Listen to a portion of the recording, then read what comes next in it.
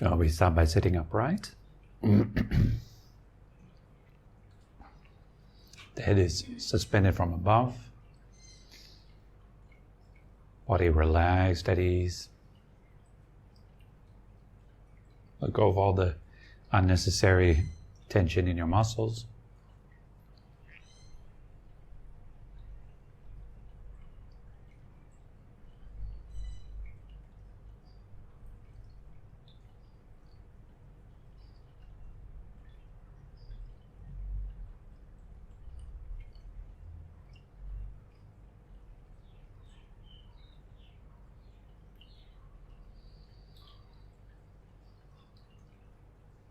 Taking a few deep, long, comfortable breaths.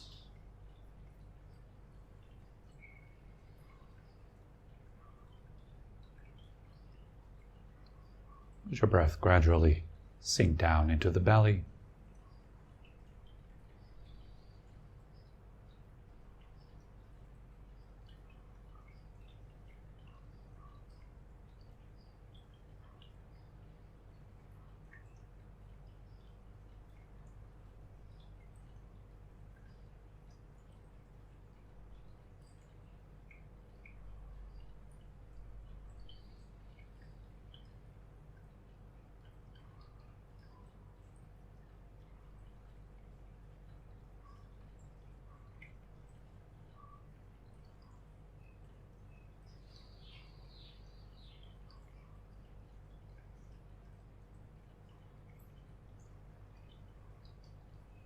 Gently smile a bit with your lips and your eyes, softening your eyes, releasing all the tension in your forehead and in your face.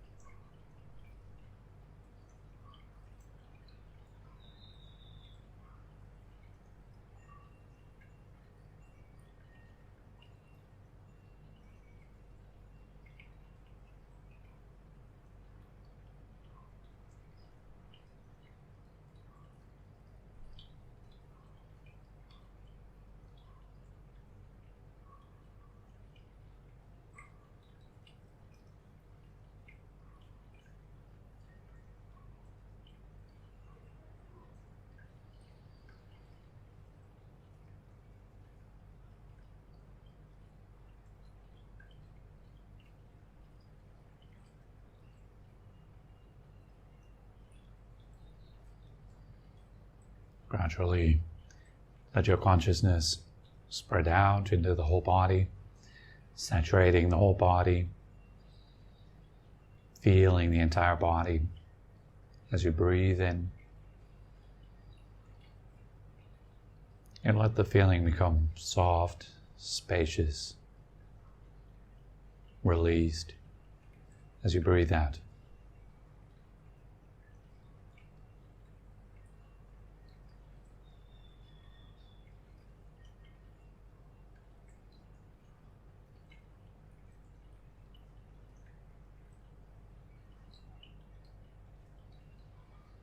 Breathing in, sensing the feeling that there is a body. Breathing out, softening that feeling.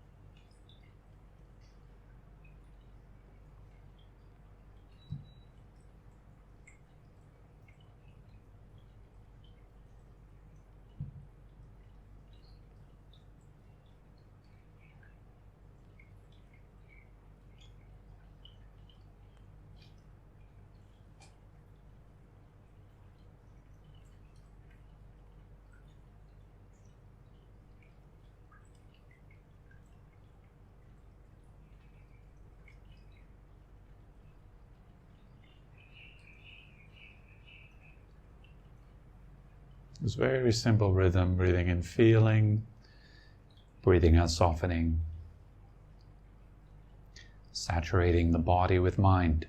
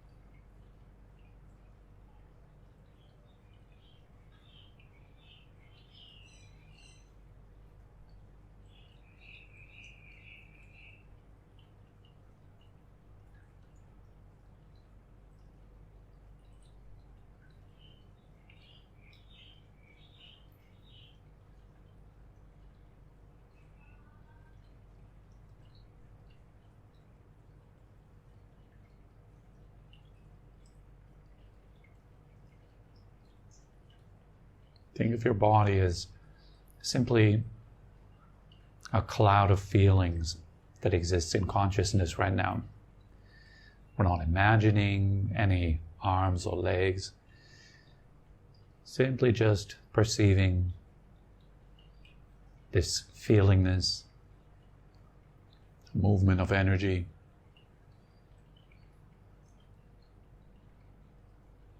Working directly with it. As you breathe out, feel everything becoming soft, open, more spacious, more comfortable.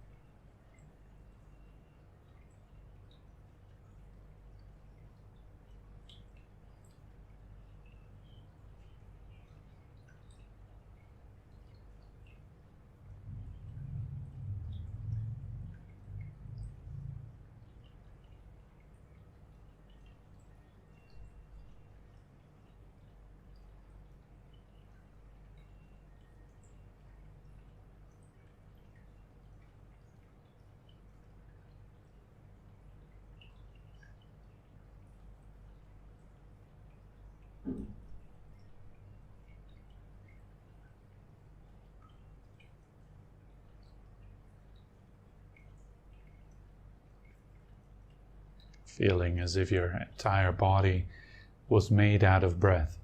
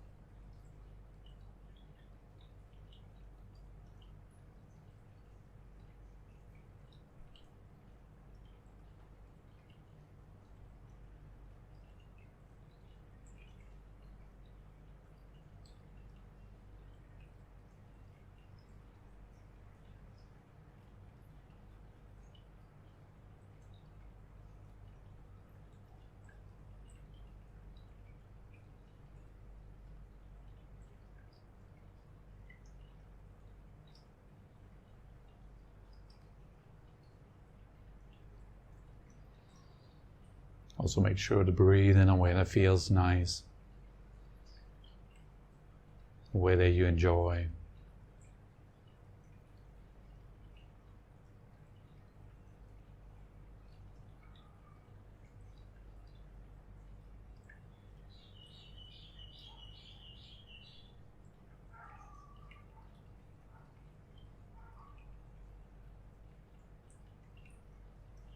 Breathing in is like every cell of your body is breathing in.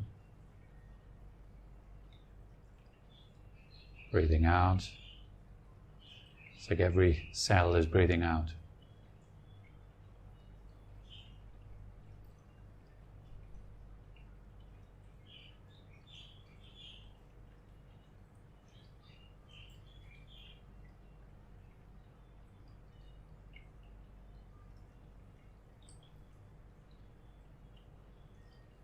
It doesn't matter whether or not that is actually the truth.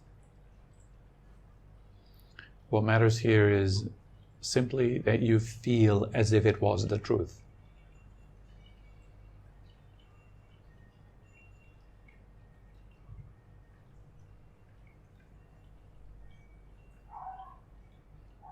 Breathing in, the entire body is breathing in.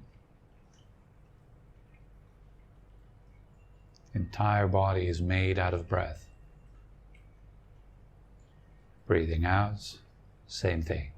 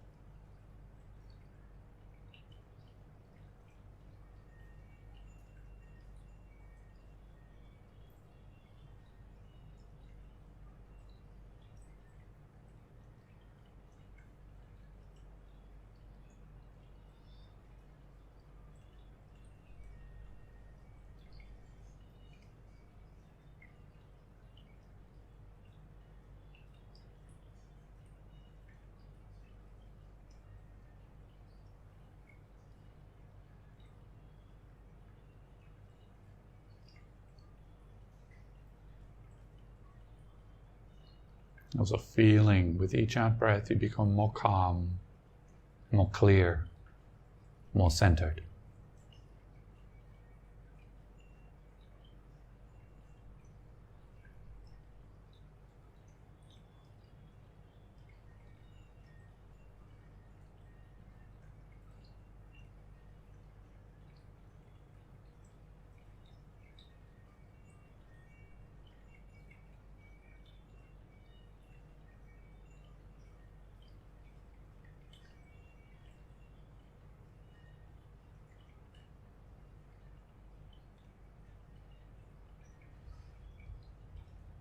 And again, we're just acting as if that's exactly what is really happening.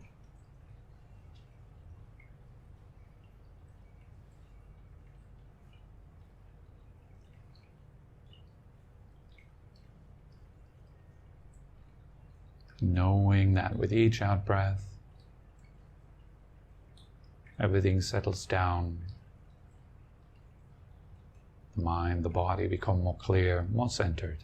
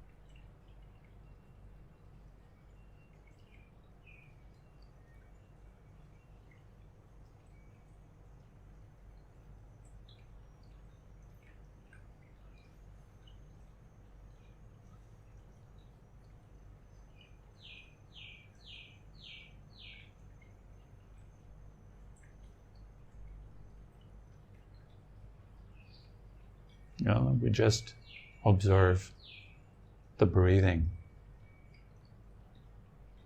Breathing in, simply knowing that you're breathing in.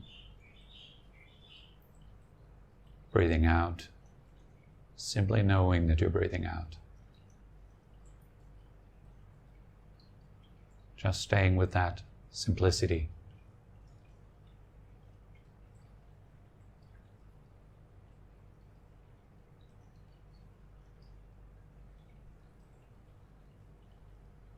The in-breath has begun and it ends. The out-breath has begun and evolves all the way until its end.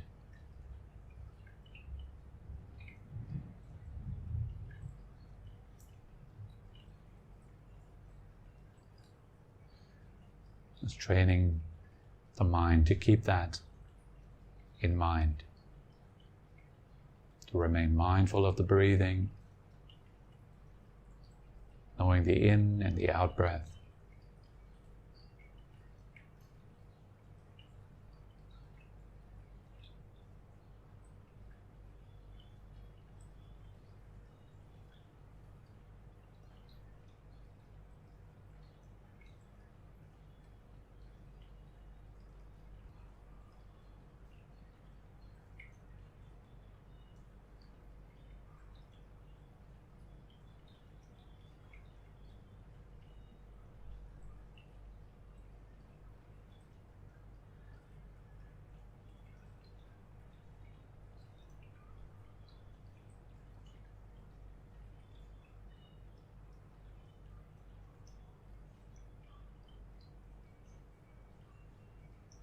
And it's already great if you can hover around the breath with your attention.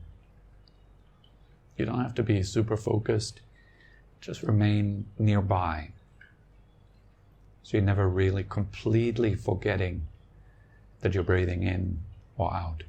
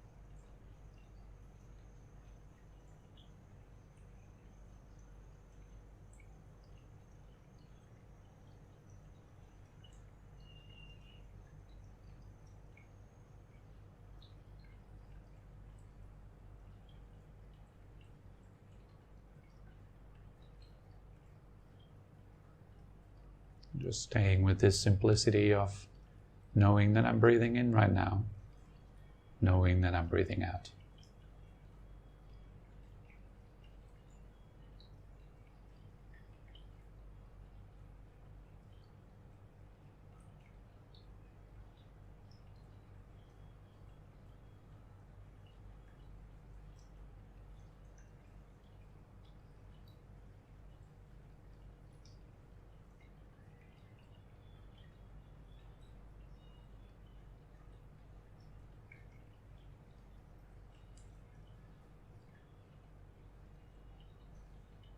And it's okay, there may be all kinds of other things you experience, other sounds or feelings. But see if you can still know whether you're breathing in or out right now. Even though you're hearing a sound outside, still check in with your breath. I hear that, but I also know that I'm breathing in right now. Well, the in-breath comes to an end.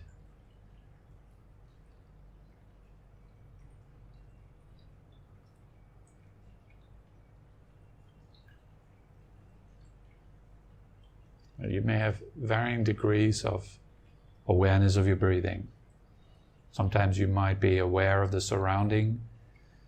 The awareness is outside, about 95% of it, and just 5% is left with your breath. Sometimes it's the other way around. You completely forget the outside, and you get completely absorbed in your breath.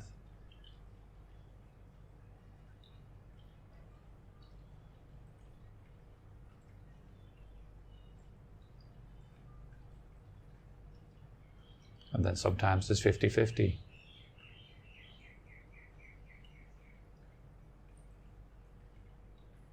Yeah, and sometimes you forget the breath completely. That's okay too. When you notice that you've forgotten the breath, simply come back.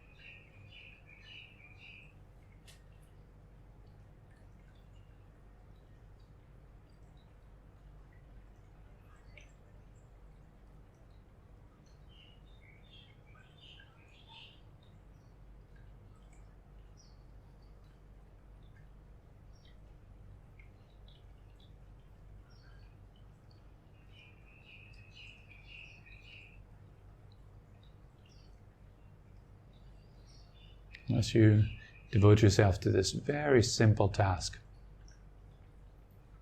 I'm not saying it's easy, simply say it's simple. Stay with your breathing. You'll notice all kinds of things are coming up. Maybe frustration, impatience, boredom, tiredness, a massive amount of distractions. Some of you may even feel as if your mind becomes more crazy by the minute.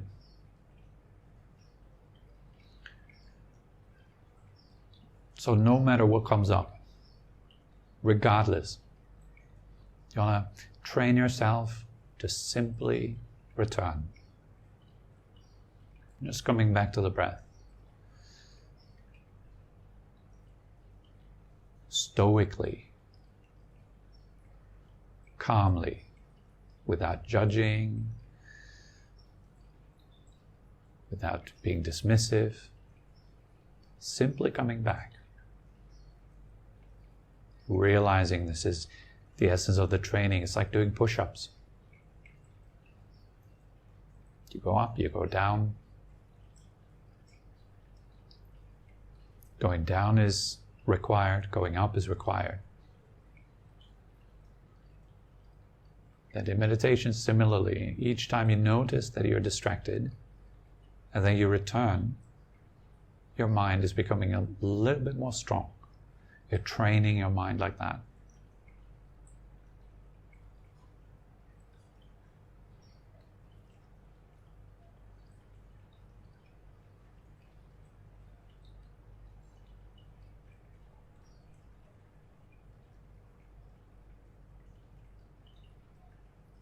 So it's a good thing each time you notice that you're distracted and you return back.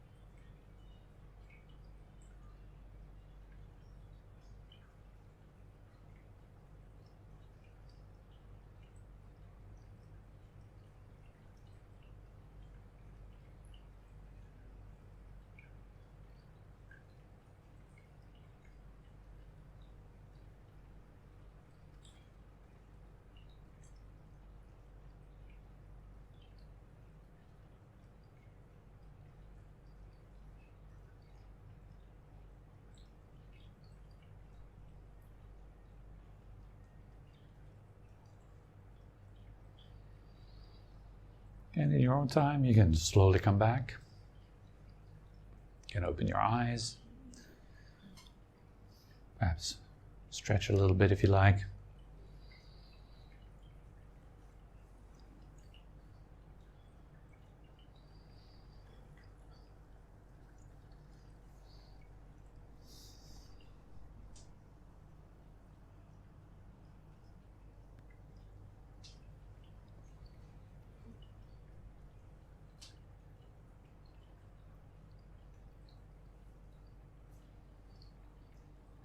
Good morning.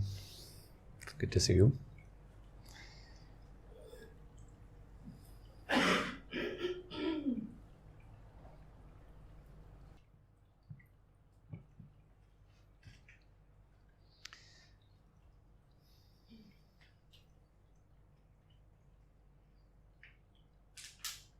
So today I'm going to address a thing that is very common for a lot of people who practice meditation regularly. I don't know about you. If you're sitting at home, if you have your own regular practice, you will notice that you're confronted with distractions, right? It happens all the time. So there's two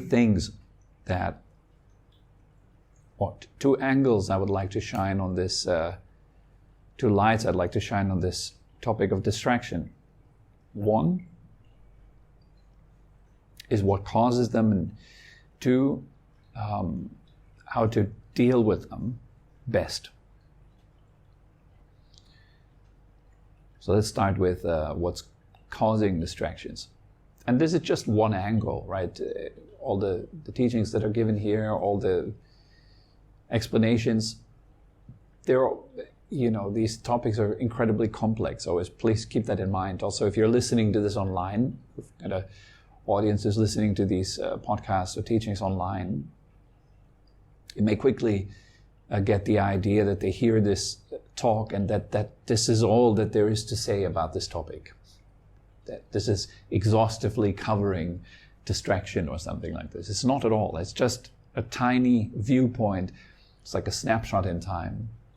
Just at that moment, even just from my own experience at that time, which hopefully will change and evolve as time passes.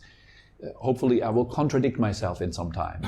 Yes, I don't want to kind of stay stuck in a philosophical dogma or something like this. I want to evolve as well. I want to learn further. And I think contradiction across the years and across the months and so forth can be a good sign of progress, of being flexible in the mind, of being able to actually transcend your previous viewpoints and adapt new, better ones, perhaps, which doesn't invalidate your past viewpoints, because without those you wouldn't have been able to ascend further on the ladder,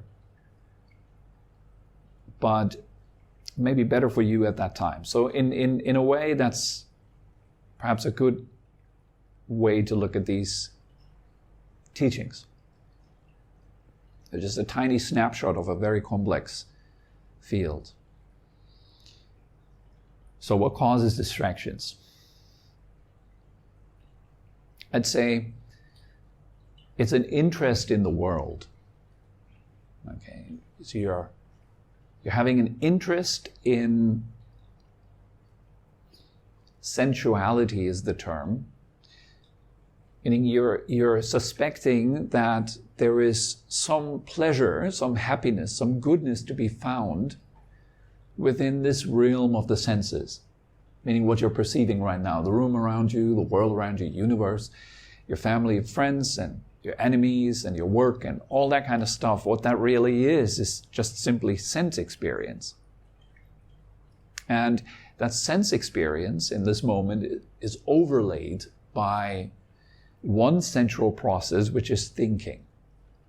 So you interpret all kinds of things into that raw sense data that is constantly coming in each moment. Good. So you formulate this complex story of yourself as an individual, which is trying to get somewhere, trying to get something, trying to become someone different, finding fault at your perceived reality and trying to make things better and evolve and change. And that shows that there is a desire. There is a desire that underlies all of our pursuits as human beings, even as an animal actually, and that desire is a desire for happiness. And happiness I define as an end of stress, an end of suffering. If I could fulfill all of your wishes by snapping my finger, for example, what would you wish for? I can guarantee you, no matter what you're coming up with, it's got to do something with releasing a burden of your life. Maybe I want to be healthy. What is that? Well, it's releasing the burden of potential illness. I want to be healthy until I die, but hold on a second. Actually, do I want to die? Maybe not. Okay, let's maybe wish for there not to be death, but then I face other problems. Perhaps boredom, or the loss of my loved ones, which are all sufferings, is it not? So we're trying to wish around that. Okay, maybe I also wish an eternal life onto those I love, my loved ones, so that may they be forever with me. Okay, I also wish away boredom. May I never be bored. All those are burdens. And when a person wishes for happiness, it becomes very clear that happiness is not an add-on. It's not something that you add on to yourself. But for most of us, that's exactly how it appears. It's like happiness is somewhere out there or somewhere in the future, and you must get to that thing. And once you got to that thing, once you've purchased it or once you've arrived, then you can relax. Then you can enjoy your life. Once all your projects are done, once you've finished that work task, once you've answered all the emails, once you're married, once you're divorced, no matter what it is, then that's the fundamental kind of, you can say, mode of operation for most of us. We're trying to get somewhere. And you can feel that when you're sitting down in meditation as a fundamental state of restlessness within yourself. So the mind is constantly almost like browsing, like searching for something, trying to get to the next thought. And that next thought is always about something else other than what is. Because what is just nothing too special. You're just sitting here in a body and you're breathing in and you're breathing out. That doesn't seem to be something very desirable. It lacks that kind of excitement and amazingness that your mind tells you could be possible if you were only doing that thing right now.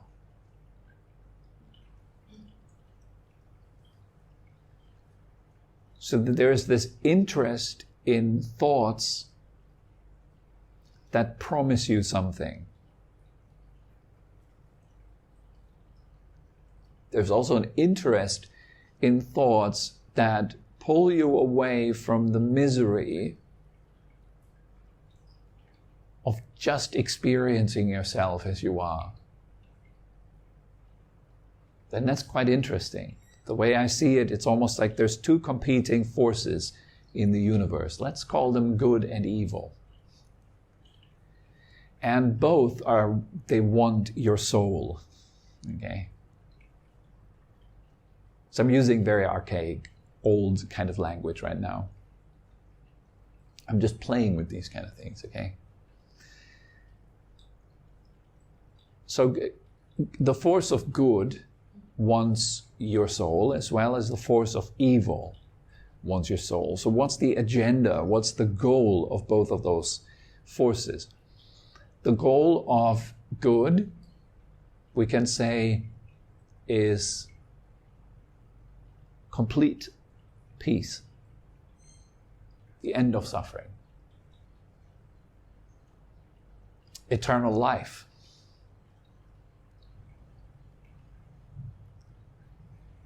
But as I said, I think the easiest way to understand this is the end of suffering, the end of stress, tension, problems, no matter what you could conceive of.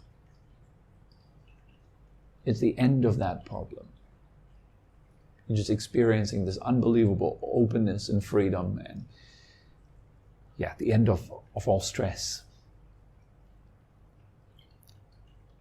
And evil promises you exactly the same thing. But the tools that are used are very different.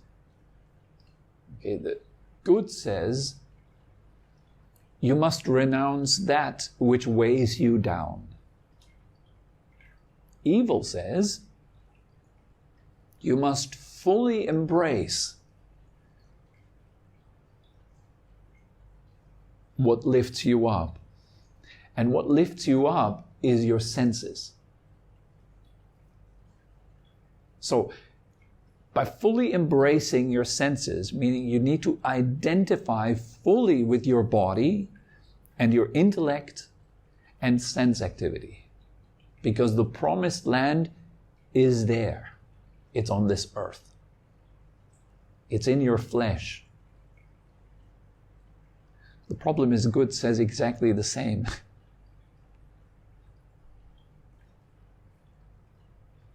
And so it's really confusing. In Buddhism, we talk of ignorance a lot, like not knowing the truth. And if you don't know the truth, you are just bewildered. You just walk around aimlessly in search of something fulfilling. But you never find it. But the promise is right in front of you. And it keeps just flashing its posters and shiny adverts at you, telling you, just keep going. Just keep the hope. And be afraid of the dangers. So we're driven, in the world of evil, you are driven by hope and by fear. Happiness is always just a step ahead. It can always be better, and it's never done. You're never done. Everyone is in this room right now. We all have some life experience. Yes? Have you noticed you're never done? It's just never done.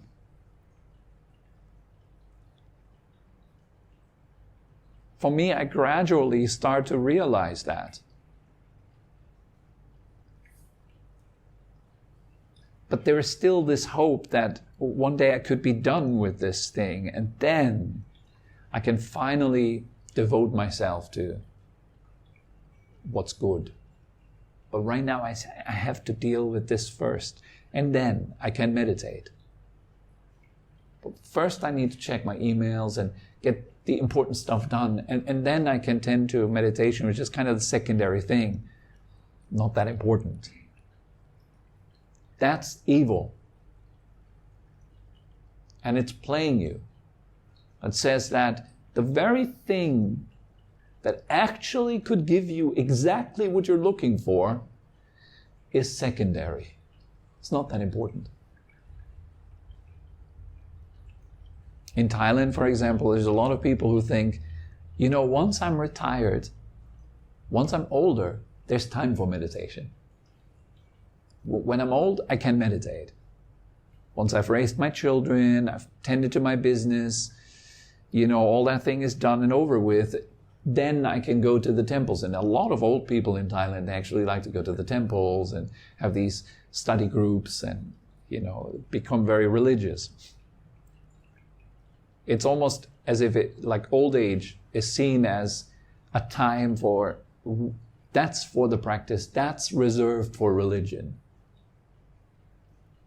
That may also be the same in other cultures. It seems to be the same in Germany, where I'm from as well. You can see there's a lot of old people in church. It's always them going to church.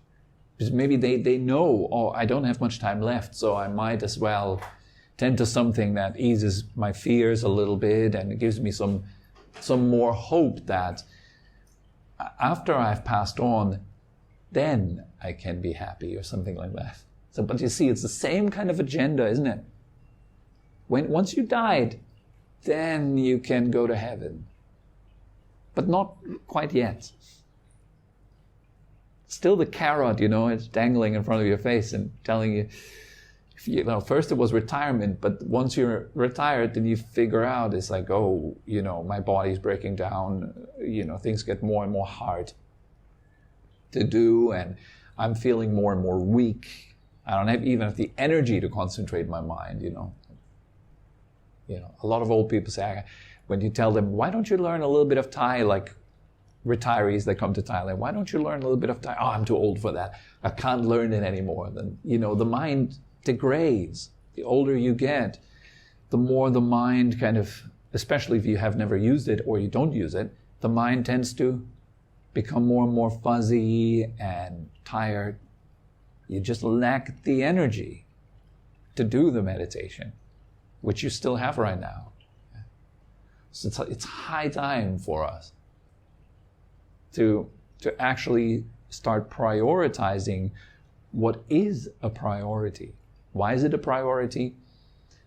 Well, because it's the only thing that actually gives you what you really want, what your heart desires. Not what your flesh desires. What your flesh desires is indulgement in the senses. You'd like to experience nice smell. You'd like to stay away from bad smell. You'd like to experience nice vision. Like to stay away from bad vision. And that's what our lives are mostly about, is complete identification with bodies. Bodies are so incredibly important. Look at the debate of skin color in the US, or gender, or whatever, which is like super burning topic right now for a lot of young folks out there. It's all about body stuff. And it seems as if this stuff was so incredibly important that people almost go to war with each other over it. But it's not. To me, it's an evil agenda not because of the topics that are discussed, but because of the nature of keeping you trapped in the lower regions of existence, which is just flesh, dust. And to us, dust and flesh seems to be the most valuable and important thing. What is it that makes you see so much importance within dust? That's evil. And it keeps you locked in that world of dust, or as the Buddha calls it, like a swamp. Because there is this promise, of pleasure, of happiness. So we sell our souls, in a way, for the promise of pleasure and for the promise of temporary ease, like pain relief, like pain killing. And that's all most people ever aim for in their entire life. The majority of people that live in this world, that's all they ever aim for. It's matters of the flesh. When the priority could be something completely different, which is transcending the flesh, which are transcending the senses. Not saying that flesh is bad. That's not what I'm saying. It is the obsession with finding happiness in the flesh, is the agenda of something that wants to keep you unfree. Because as long as you're bound up with flesh and the senses and dust, you're bound to that stuff. You're unfree, and that stuff is constantly changing. So your prospect of happiness is changing with it.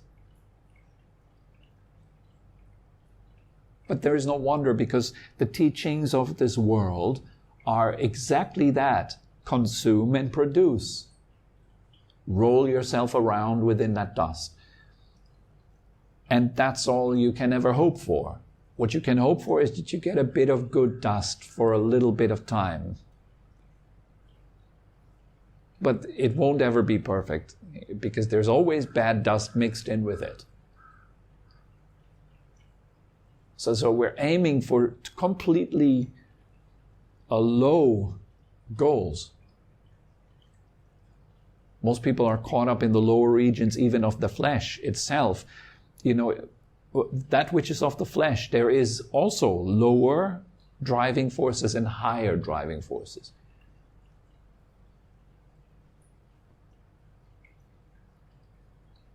For example, lower driving force would just be our animalistic expression, just having sex, just wanting to eat good food, just, hedonism of the body.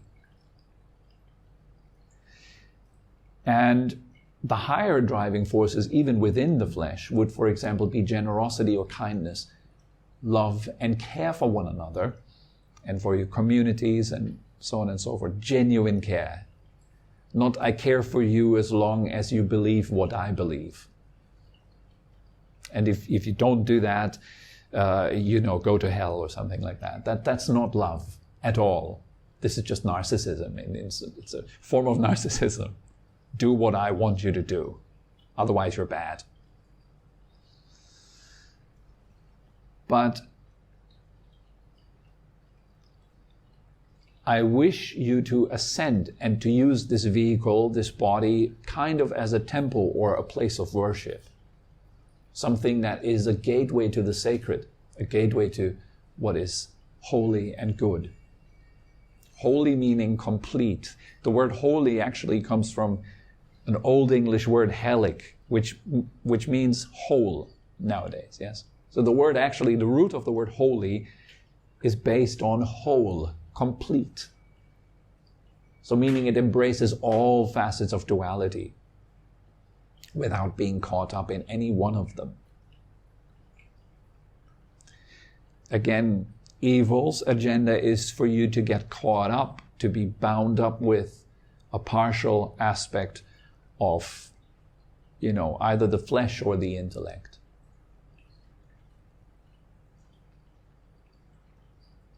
And then form a sense of self around that.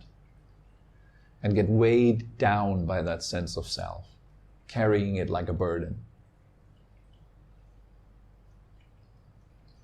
On the other hand, good seeks your freedom from that bondage.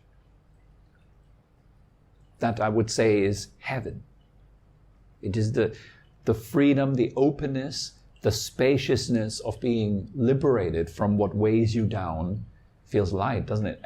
Every time you experience something nice in your life, it's when a burden falls off your heart, and you feel better as a result. It's like, right? Feels good. And if it's just laying down after a hard day of work, you lay down on your bed, feels nice. You let go of that tension which you've been holding all day. Nice. So the characteristic of what is good is lightness, openness, and not being bound up, not being mixed. That's why in Buddhism they use the symbol of the lotus, which comes out of the swamp. And it grows towards the light. And it opens its petals towards the light. It's nourished by the light. And it grows away from the swamp, from the mud that it comes out of. That's why the symbol of the lotus is used in old Asian religious tradition as a symbol for renunciation. You leave the mud of the world behind, the mud of, the flesh and the senses, and you're aiming for something that transcends all that. You're aiming for the light, the good, God, however you want to call it. The Buddha in Buddhism, right? The Buddha mind. So you want to aim upwards, aim for freedom. Even in the most rudimentary, basic sections of your own personal life. Aim up. There's this idea of, like comparing yourself with who you were yesterday, right? If you were to do that every day, just simply compare your actions to your actions yesterday, what would you naturally start doing? You'd naturally seek to evolve, right? You wouldn't compare yourself with yesterday and then ask yourself, how could I make this worse? Correct or not? Like, okay, yesterday I helped an old lady cross the street. Today, I will not do this anymore. Instead, I'll steal her bags.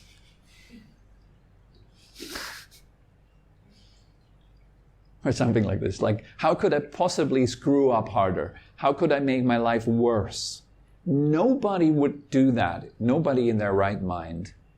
Maybe somebody that has serious psychological issues, but not your normal average. Most people person. Pardon? Despicable Me, the movie Minions. Yeah. So we all want to move up. That's innate within us. You seek happiness. That is God calling you. That is the divine, the light, the Buddha, the higher, the good calling you. It's your desire for happiness and your fear of suffering. That's it. But we don't really seem to listen to it because we have the evil force in the universe that says, that's as far as it goes, subscribe to that, stay entertained, and that's it. You won't get any more than that. God is dead, the religion is useless, it's for gullible people, it's the opium of the masses. We are all now scientific and we know what we're doing and we understand the entire universe and we understand ourselves, that there's a type of arrogance which makes people say things also like, I don't bow down in front of golden statues in a temple. I don't bow my head in front of a religious symbol. Why would I? Well, what you're bowing your head down is something greater than yourself. That's the idea. We bow in front of a symbol that stands for something that transcends your tiny little sense of self in your head. Something that's greater than you. What is it that organizes the entire universe, that organizes every atom in it? Is that not worthy bowing down to, no matter if it has a face or a beard or whatever? Doesn't matter. Is it not worth bowing down to a force that pumps your heart? Because you're not doing that. You're not keeping yourself alive. You may think you do. We think a whole lot of things. But just because we think it, it is not necessarily the truth. So this whole arrogance keeps us from actually bowing down to a force that is greater than ourselves. And evil stands in service of that little self. It produces it, it maintains it, and it entertains it. Whereas good wants you to release that. So you can merge with something that is higher, more free, less constricted than that little self. There's many ways to put that.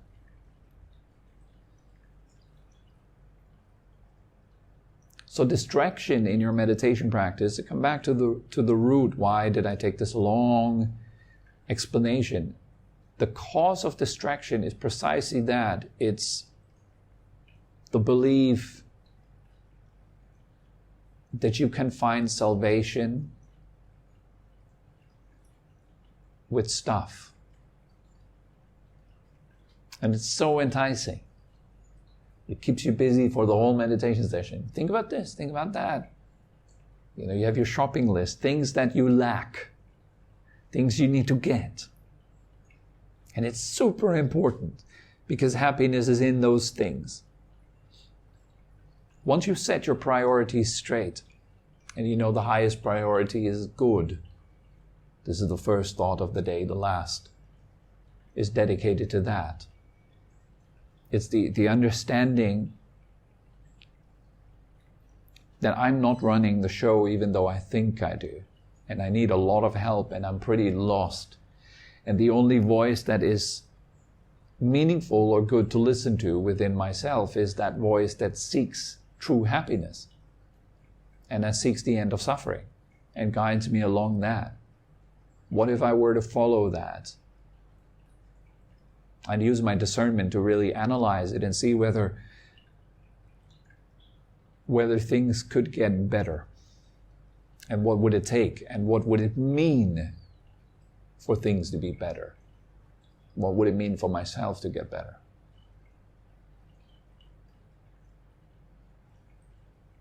Would it mean for myself to become more dense, more concrete? Would that be better? Or would it be better for me to become more thin, more ethereal, less dense, less concrete, less bound?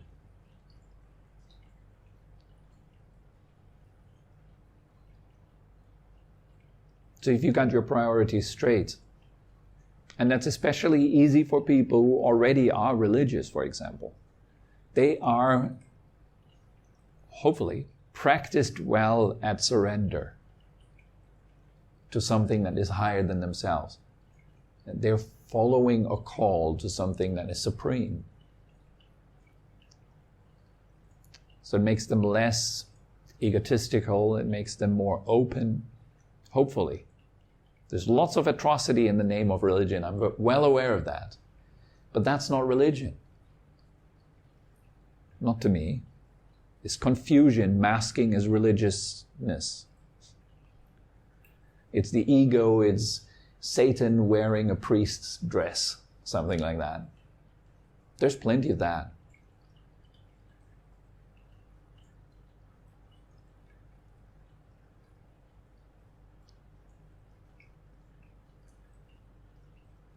So when I sit in my meditation practice, I remind myself, and this is just, as I said in the beginning, just one way of dealing with distraction. I remind myself of what my priorities are. Why am I here right now? Matters of the world have nothing to do in this moment. They're absolutely unimportant. And I know that the matters of the world are just passing dust. It has no weight on me. It doesn't have that enticing pull. It's like, ooh, look at this. You need to solve that problem. This is so important. To me, it's like, no. There is something else that is so much more important than these trivial things of the dust. So having the priorities clear calms the mind right down. Because whatever comes up, to me, it means nothing in that moment. It's not important at all. So you look kind of through your distractions. You know them for what they are. They're like, okay, here's an image for you. Think of yourself as a fish that swims through a pond. And there's all these tasty worms left and right. They're dangling on those lines. They're just fat, tasty worms. And you think, wow, there's so much lunch today for me. It's awesome. I want to bite. You'd only bite if you think that this is good. This is leading to my happiness and my satisfaction. But it's not, it's evil. It looks tasty, but it keeps you hooked, not free. And it pulls you out of your true nature and puts you onto the frying pan, from magnificent wedding proposal while parachuting to a horrific divorce a couple of months later. Kind of something like that. From birth to old age, illness, and death. But we don't see it like that. We see it like, oh, if I go over there, I'll be happy forever after. It doesn't happen ever. It never stops. It just keeps going. There's a moment of, nice, and then it's followed by another problem. So that's, if you're hooked by this, if you still find those worms interesting, it means you haven't understood the true nature of your situation. Those are not actually working in your favor. This is not real lunch. You have to swim through it, and at the other end of the pond, there is tasty lunch for you, which is good. That's meditation. That's spiritual practice. Everything else is to be disregarded during meditation. I'm not saying you should disregard the world and think of it as an evil thing and just renounce it and so on and so forth. But think of the world as a medium that can transport you to higher spheres. More freedom, more truth, more light. So the world is kind of like a vehicle, a temporary temple that serves your practice. So you can aim for something higher than the flesh. That's the whole idea, yes? Once you know that, yeah, the worms, they don't look tasty anymore. You know what's behind it. So you don't fall for it. All right? So that's just one way of dealing with distraction and one way of contemplating distraction. I hope that is useful. Now, are there any questions?